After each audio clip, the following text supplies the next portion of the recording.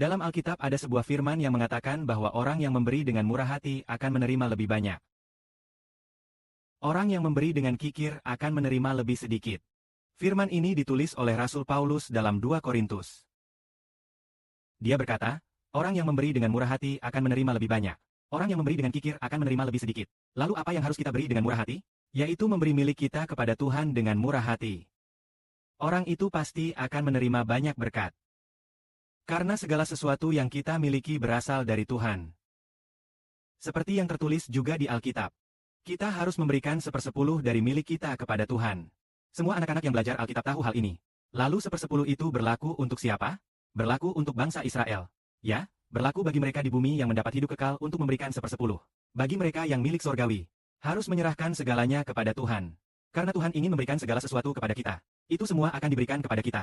Bagi yang bisa menerima firman ini, berbahagialah mereka. Saudara si Bedi melihat. Dari zaman dahulu hingga sekarang orang yang murah hati memahami hal ini. Sukacita seorang ayah, dan ketidaksukaan ayah terhadap orang yang kikir. Orang yang murah hati, sangat rela memberikan segalanya. Ayah sangat suka kepada mereka. Mari kita lihat dalam Alkitab apakah ada orang yang diberkati Tuhan karena kemurahan hatinya? Memang ada, misalnya seorang wanita ini. Wanita ini mungkin seorang pelacur di kota. Setelah dia mengenal Tuhan, dia menangis, mendekati Tuhan, mengurapi kaki Tuhan dengan minyak wangi, menghapusnya dengan rambutnya. Dia terus mencium kaki Tuhan. Wanita ini menangis sangat banyak. Ketika Tuhan di rumah seorang Farisi yang bernama Simon, ketika dia sedang makan di situ, Simon berkata, jika Yesus adalah seorang nabi, dia pasti tahu seperti apa wanita itu. Karena wanita itu berdosa. Lalu Tuhan bertanya kepada Simon, Simon, saya ingin berkata sesuatu kepadamu. Simon berkata, katakanlah Tuhan. Silakan katakan. Guru, silakan katakan. Dia tidak memanggil Yesus dengan gelar Tuhan. Guru, silakan katakan. Kemudian Tuhan berkata, ada 2 orang berutang. Yang satu berutang 500 koin perak. Yang satu berutang 50 dinar. Mereka tidak mampu membayar utang. Lalu pemilik utang mengampuni utang mereka. Siapa yang lebih akan mengasihi pemilik utang? Simon menjawab, saya kira yang berutang lebih banyak.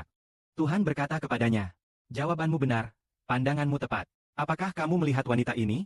Aku datang. Kamu tidak memberiku air untuk membasuh kaki. Tapi wanita ini membasuh kakiku dengan air mata.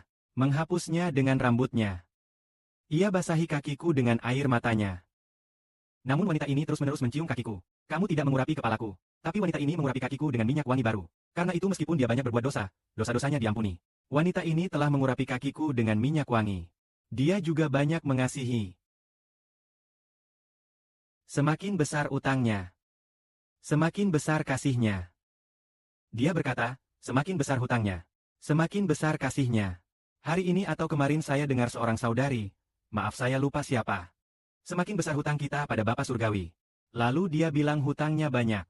Bukan begitu, saudari Zhao Huan? Tampaknya saudari Zhao Huan. Saudari Zhao Huan, sepertinya lupa. Dia banyak berhutang, memberikan segalanya kepada Bapa dan Tuhan.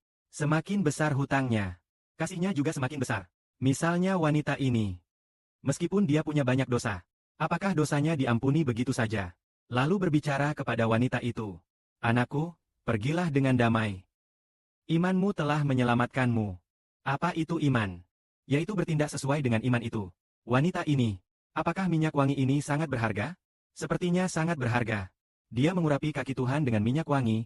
Bapa Surgawi juga berkata demikian kepada saudara 11. Yang mencintaimu akan membangun negara ini bersamamu. Beberapa hari lalu Roh Kudus berkata demikian. Yang mencintaimu akan membangun bersama. Dengan apa mereka membangun? Dengan seluruh tabungan hidup mereka. Dan dengan sisa waktu hidup mereka membangun bersama. Apakah mereka benar-benar sangat mencintai 11?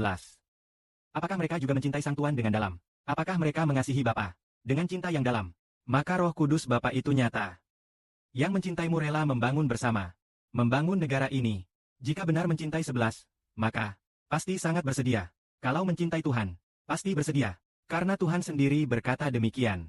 Untuk membangun sebuah perusahaan besar multinasional, dengan modal yang kuat, harus meminjam dari pengantin Tuhan. Sebenarnya pinjaman itu tidak perlu dilunasi, tidak perlu dibayar kembali. Setelah diberi, mereka akan mendapat ganjaran di surga. Maka yang bersedia dan berkasih akan mau. Yang tidak mengasihi mungkin tidak mau. Kemurahan hati akan diberkati Tuhan. Amin.